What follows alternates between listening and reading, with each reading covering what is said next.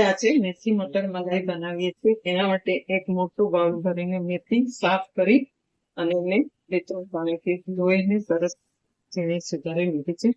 બાકી 2 મીડિયમ સાઈઝના કાંદા, 1 મરચું, 2-3 લસણની કળી, થોડુંક આદુ અને 5 કાજુના ટુકડા.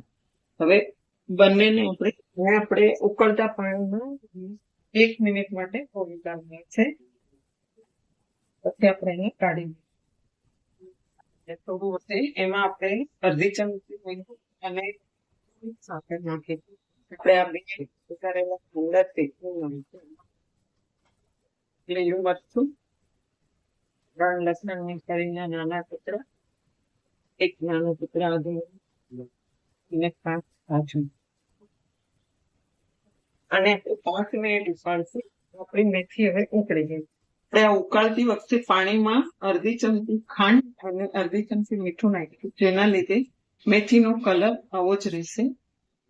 આપણે મેથી મલાઈ હવે મટર અને મેથીને સાંતળી લેશું, જેને આપણે પારબોઇલ કરી લીધી હતી. મેથી અને મટર એને આપણે સાંતળીશું થોડી વાર.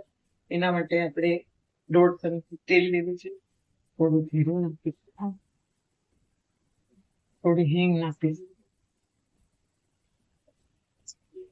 થોડું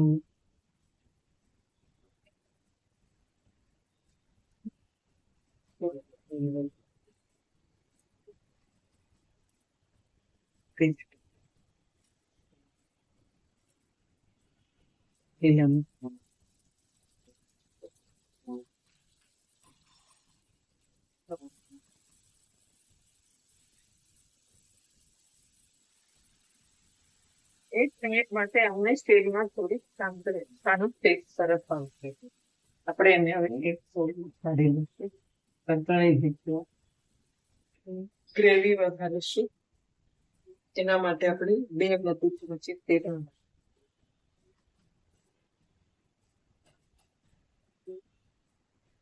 અડધી ચમચી જીરું નાખીશું,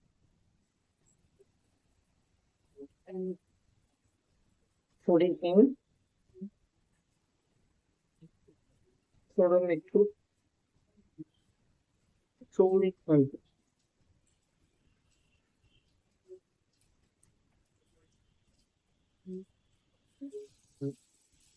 કાંદા, કાજુ અને અદરક અને 1 મરચું જેને પેસ્ટ બનાવી છે એ આપણે નાખીશું.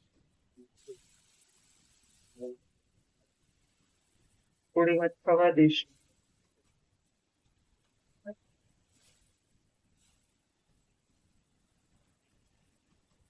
તેલ છૂટું ના પડે ત્યાં સુધી અમે થવા દઈશું. હલાવતા રહેવાનું છે, જેના લીધે કાજુ નીચે તૂટી ન જાય. હવે તૈયાર છે. એમાં આપણે અડધી ચમચી કિચન મસાલો નાખી સાંકળી લીધા હતા. હવે નાખીને મિક્સ કરીશું.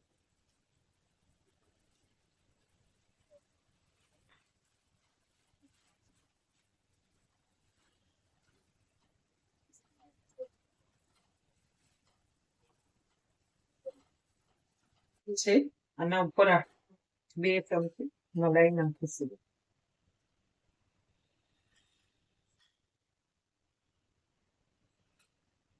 તૈયાર છે આપણી મેથી મટર મલાઈ. આપણે આને રોટલી સાથે સર્વ કરીશું. મેથી મટર મલાઈ જેને આપણે રોટલી અને પાપડ સાથે સર્વ કરીશું.